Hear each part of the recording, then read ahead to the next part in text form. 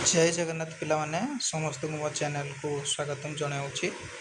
काली जमती मुझे कही कि पिला समस्ते साहित्य अष्टम श्रेणी तो साहित्य सुरभि बहीटी आम पढ़ुचे आउ तार खाली सूचीपत्र आ कंटेंट सब मुझे बतई कहीदी कि संपादक मंडली किए किए सब ता विषय साहित्य सुरभि संपर्क में समस्त को मुझे जनईदी आज समस्त को मुझे कही कि आम समस्ते मिसिया साहित्य सुरभि बहीर अष्टम श्रेणी जो साहित्य सुरभि बही अच्छी से बहीर प्रथम पद्यटे जो अच्छी आस उत्कल यह आम समस्ते मिसी पढ़ा बोली कही तेणुक आम बेस विलंब नक विषय पद्यांशटी बुझा।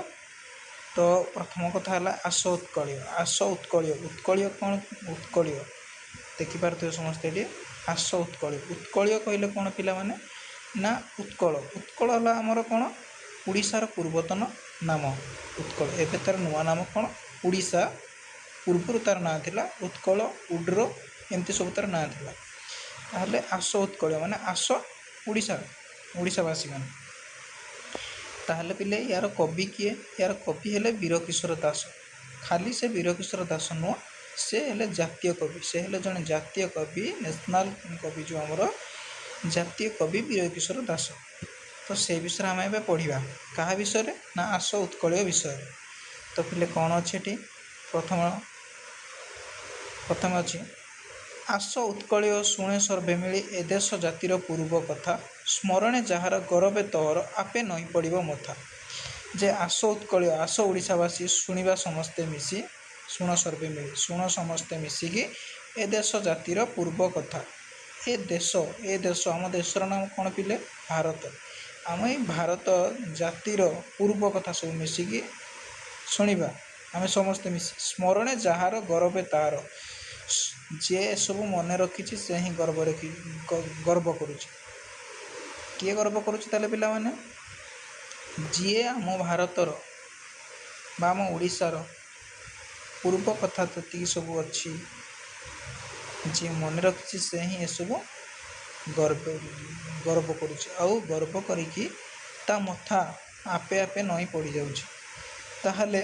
तापर कौन देजी बक्सी जगबंधु चंदन हजूरी गले उभय अमर पथे जस कि तांकर हब कि मलिन अमलिन परा ताहा जगते ताले कौन देजी बक्सी जगबंधु चंदन हजूरी गले उभय अमर पथे से सब धीरे धीरे कौन ना आम जाति आम भारत आम देश से माने लड़ी निजर जीवन त्याग करें भी आम मन रखी कौन पर मन रखी पिले ना से आम देशपाई लड़ी आम भारत लड़ी आम ओडिशा लड़ी आमपाई से लड़ी जदि से दिन लड़ी न था खाली से नुह आहरी भी वीर पुरुष मैंने अच्छा से भी आम देशपाई भारतपाई जातिपाई आमपाई लड़ी जो कि आम देश आज स्वाधीन हो बुझिपार पिला माने ताहले आमे भी सेमती किसी काम करवा जो कि आमको ए दास ए भारत आमको मन रखा बुझिपार पिले से मैंने सीना मरी जा देख कौन देती गले उभय अमर पथे से अमर पथर रही उभय सीना जाइए अमर पथर रही जा जस कि तांकर हब कि मलिन अमलिन परा ताहा जगत से जो जस से जो कथा से जो कर्म करके जाइछंती से सब केबे मलिन हबनी से सारा जगत रे सारा विश्व रे अमलिन होइक रहिला।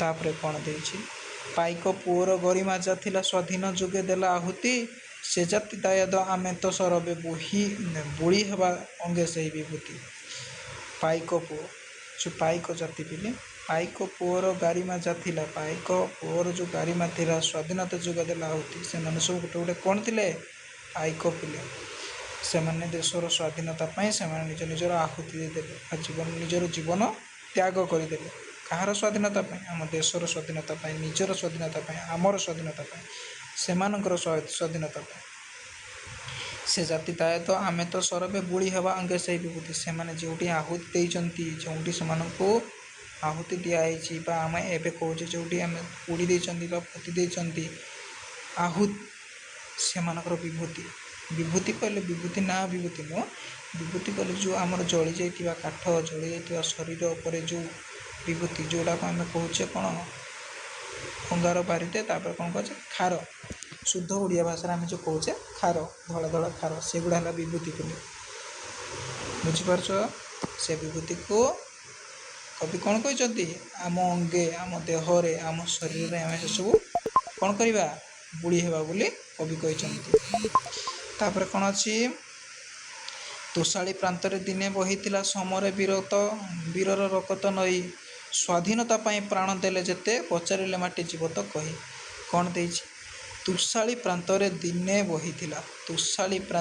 बहीथिला समरे वीरत रकत नई स्वाधीनता पाई प्राण देले जेते पचारिले माटी जीवत कही आमर जो वीर मान वीर वीर पुरुष मान जो मैंने देश आहुति देइछन्ति जीवन त्याग करिछन्ति सेमानकर समरे सेमानक वीरर रकत नहीं किछि अछन्ति आमर देख पिले वर्तमान जो आमर चली युद्ध ओडिशा पाकिस्तान हो कि अलग देश मध्य हो युद्ध चली आम बॉर्डर ना शुणी बॉर्डर रे युद्ध होछि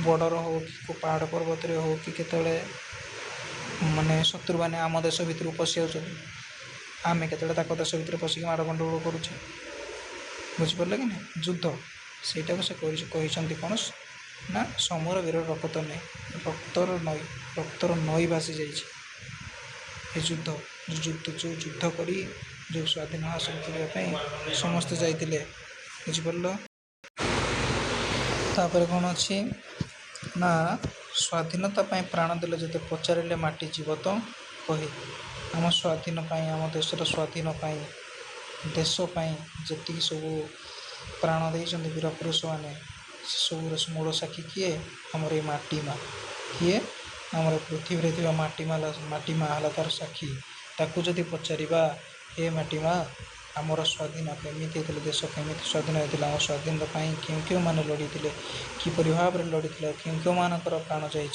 सब ये माटी माँ कहीदेव बुझिपार कविया कहपर अच्छी शांति मैत्री प्रीति कृतवाणी जही स्फुरुला प्रत्यंतर भरी शांति मैत्री प्रीति कृतवाणी जही शांति शांति कौन जान बोले मैत्री सांग प्रीति पुतवाणी जही स्मृतिला अति अंतर भरी से समय कौन होता शांति मैत्री प्रीति पुतवाणी जहाँ भी किसी रही सब आम अंतर भरिक रोला अहिंसा मंत्र देला जो दीक्षा कहीं क्यों देश हेबता सरी आम अहिंसा मंत्र जो अच्छे अहिंसा मंत्र रे जो दीक्षा देची कहीं क्यों देश हेबाता सरी आम देश कहीं क्यों से सरी हो जाति दिने बालुत धर्मा झाँसी प्राण सागर चले लिभव कि तार अलिभा कहानी थिबा जाए नर धरणी तले कपिले आम धर्मा विषय तो शुणी कोणार्क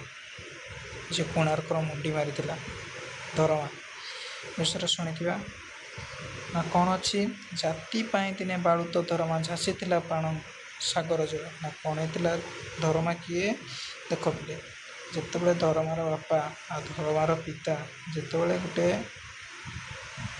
दायित्व नहीं राजा गोटे दायित्व देते कि आपण ही ए मंदिर संपूर्ण कार्य करेंगे आ तो किसी टाइम ही देते 1200 बढ़ई को लेकिन से काम आरंभ करते बहुत चेष्टा पर मध्य सब काम सरी जाता किंतु कोणार्क मंदिर मुंडीमरा कार्य बाकी थिला जेतेबेले धर्मा जन्म होता सही समय रे तांको पिता घर छाड़ी आसी एवं कोणार्क मंदिर कार्य लगी पड़े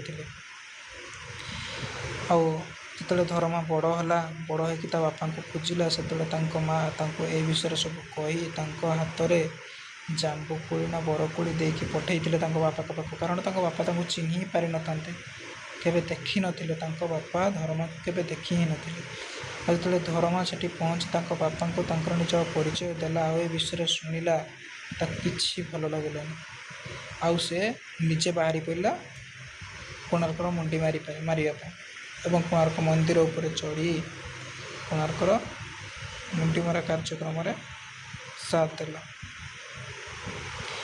ଆଉ ଯେତେବେଳେ କୋଣାର୍କ ମୁଣ୍ଡି ମାରି ସାରିଲା ତାପରେ ସେ କ'ଣ କରିଥିଲା, 1200 ବଢ଼େଇଙ୍କର କ'ଣ ପାଇଁ ଜୀବନ ଯିବ ଏକଥା ଚିନ୍ତା କରି ସେ ନିଜେ ତା'ର ଜୀବନ ସମୁଦ୍ର ସାଗର ପାଣି ଭିତରେ ଦେଇଥିଲା। ଏମିତି ତା'ର ବହୁତ କିଛି କାହାଣୀ ଅଛି। ଏ କାହାଣୀ କହିଲେ ନ ସରେ।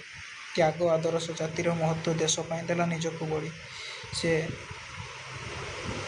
ଆମର ନିଜ ଦେଶ ପାଇଁ 1200 ବଢ଼େଇଙ୍କ ପାଇଁ 1200 ବଢ଼େଇ କାମ କରୁଥିଲେ ନିଜ ପିତା ପାଇଁ ଏବଂ 1200 ବଢ଼େଇ ପାଇଁ ସେ କ'ଣ କଲା, ନିଜକୁ ତ୍ୟାଗ କରିଦେଲା। କେଉଁଠି? ସମୁଦ୍ର ସାଗର ଭିତରେ।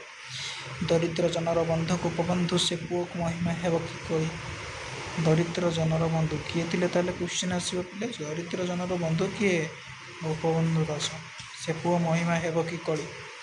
ବାଜି ରାଉତର ନାହିଁ ନା ଲୁଚି ନାହିଁ ମୁକୁଟ ପଥର ସୈନିକ ସେହି ତରପଣ କର ସେ ନାମ ଉଚ୍ଚାରି ସ୍ୱାଧୀନ ସଂଗ୍ରାମ ପୁରାଣ ଫେରାଇ।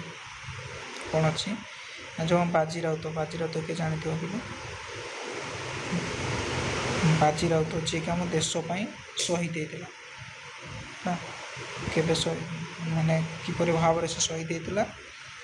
ଆମର ଯେତେବେଳେ ଯୁଦ୍ଧ ହେଉଥିଲା ବା ଇଂରେଜମାନେ ଆଉ ଆମମାନଙ୍କ ଭିତରେ ଯେତେବେଳେ ଗୋଟେ ଯୁଦ୍ଧ ଆରମ୍ଭ ହୋଇଥିଲା, ସେଇ ଯୁଦ୍ଧ ସମୟରେ ଯେତେବେଳେ ଇଂରେଜମାନେ ନଈ ପାର ହେବା ପାଇଁ ବାଜି ରାଉତକୁ ଡାକିଥିଲେ ଆଉ ବାଜି ରାଉତ ଶୁଣି ନଥିଲା, ସେହି ସମୟରେ ସେମାନେ ବାଜି ରାଉତକୁ ଠୋ ଠୋ କରିକି ଗୁଳି ଫୁଟେଇକି ମାରି ଦେଇଥିଲେ। ଏ ଗପ ବିଷୟରେ ନିହାତି ପଢ଼ିବ ପିଲେ, ଜାଣିବ, କହିବି। ତାପରେ କ'ଣ ଅଛି,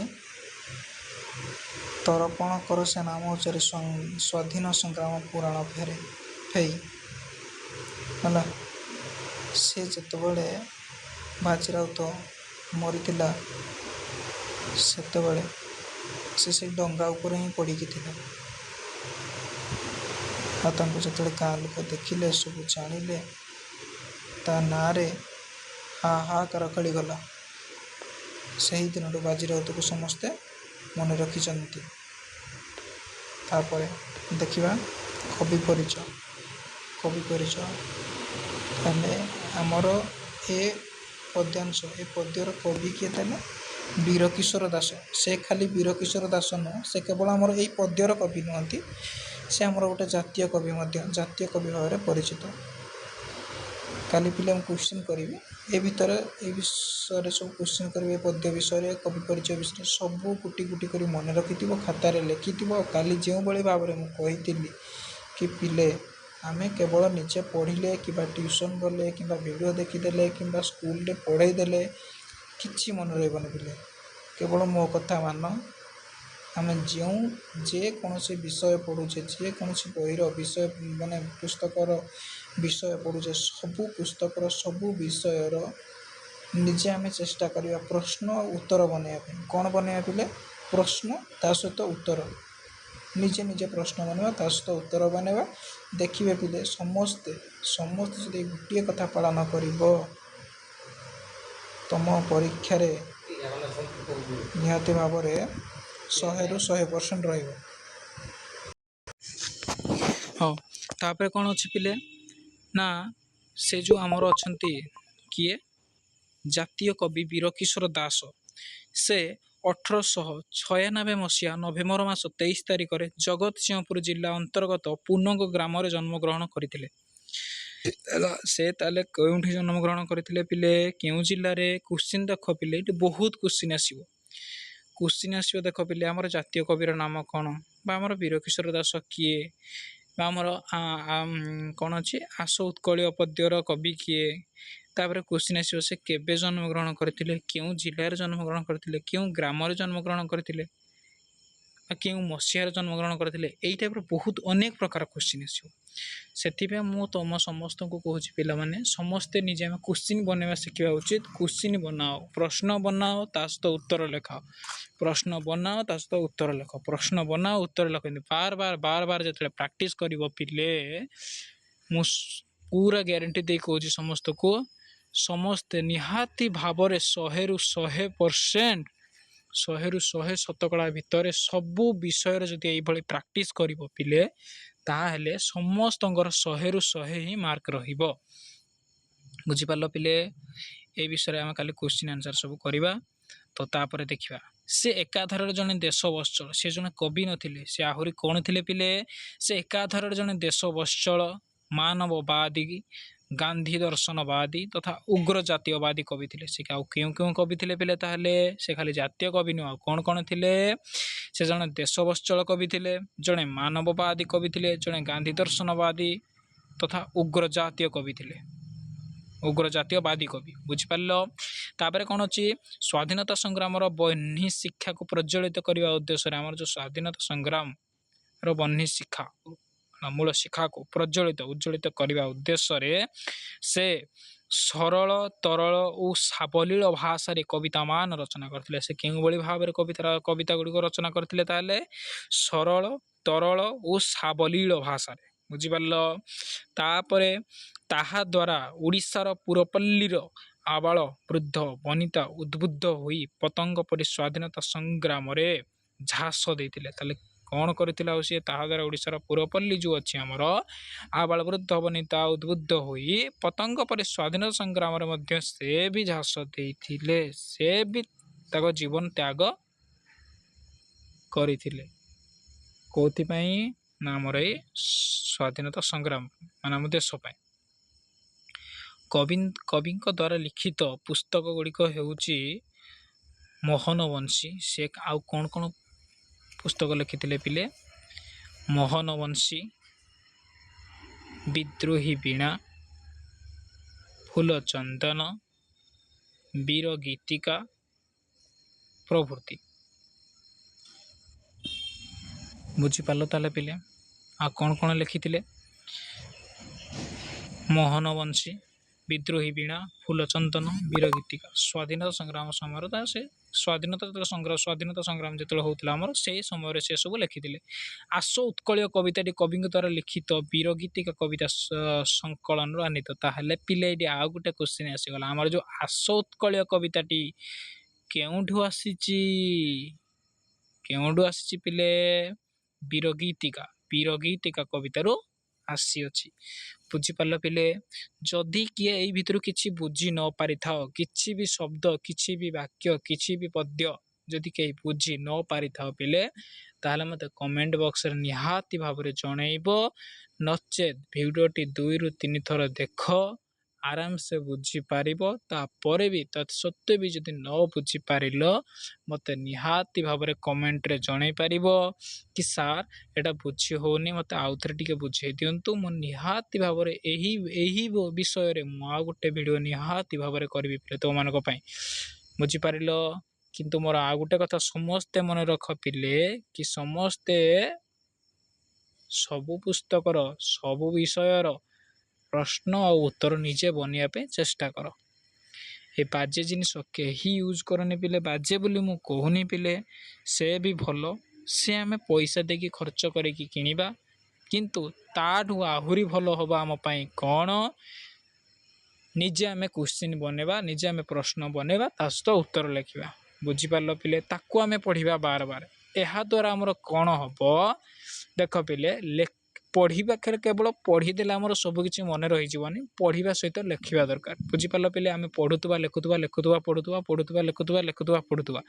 ଯଦି ଏଇଭଳି ଭାବରେ ପାଠ ପଢ଼ିବା, ତାହେଲେ ଆମେ ନିହାତି ଭାବରେ ବୁଝିପାରିବା। ବୁଝିପାରିଲ ପିଲାମାନେ ସମସ୍ତେ? ଠିକ୍ ଅଛି ପିଲେ, ଆଜି ପାଇଁ ଏତିକି। କାଲି ଆମେ ଏହି ପଦ୍ୟର ପ୍ରଶ୍ନାବଳୀତିକ ସବୁ ଯେତିକି ଅଛି, ପାଠ୍ୟ ଅନ୍ତର୍ଗତ ଯେତିକି ପ୍ରଶ୍ନାବଳୀତିକ ଅଛି, ସେ ବିଷୟରେ ଆମେ ବର୍ଣ୍ଣନା କରିବା, କଥାବାର୍ତ୍ତା ହେବା। ଆଉ ମୁଁ କିଛି ପଚାରିବି, ଆଉ ସମସ୍ତେ ତାହାର ଆନ୍ସର୍ ଦେବା ପାଇଁ କମେଣ୍ଟ ବକ୍ସରେ ମୁଁ ଚାହୁଁଛି। ଆଉ ପିଲେ ସମସ୍ତେ ମିଳିମିଶି ଏମିତି ପାଠ ପଢ଼, ଆଗକୁ ବଢ଼। ଜୟ ଜଗନ୍ନାଥ। ଭଗବାନ ସମସ୍ତଙ୍କର ମଙ୍ଗଳ କରନ୍ତୁ। ଜୟ ଜଗନ୍ନାଥ।